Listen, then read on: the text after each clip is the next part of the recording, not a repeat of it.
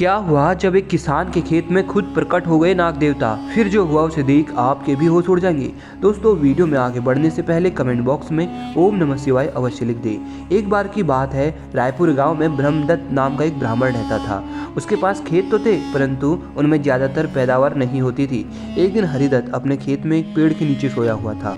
जैसे ही हरिदत्त की आंख खुलती है तो उसने देखा कि एक सांप अपना फन फैलाए ठीक उसके सामने बैठा हुआ है। वह सांप दिखने में बहुत अद्भुत और देवता समान लग रहा था।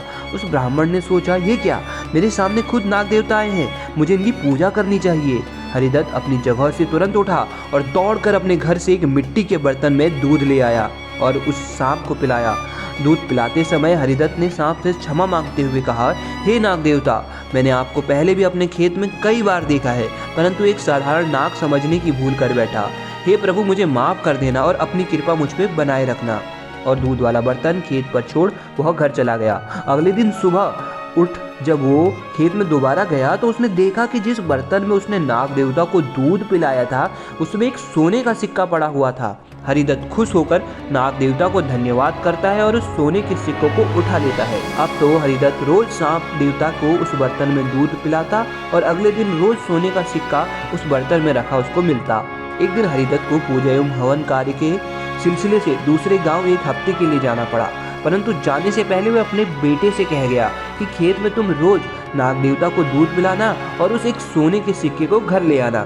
बेटे ने पिता के अनुसार सुबह के समय नाग देवता को दूध पिलाया और अगली सुबह जब वो फिर दूध पिलाने गया तो उसे उस दूध वाले बर्तन में एक सोने का सिक्का रखा मिला।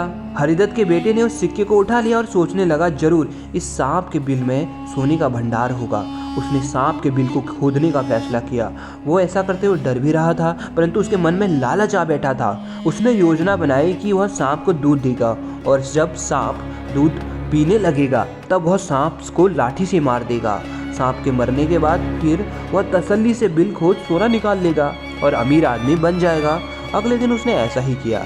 जैसे ही लड़के ने सांप को लाठी मारी तो सांप मरा नहीं बल्कि गुस्से में आ गया। सांप ने गुस्से में अपने विष भरे दांतों से उसे काट लिया और जिस वजह से लड़के की उसी समय मौत हो गई। हरिदत्त जब वापस लौटा तो अपने बेटे की गलती पर उसे बहुत दुख हुआ।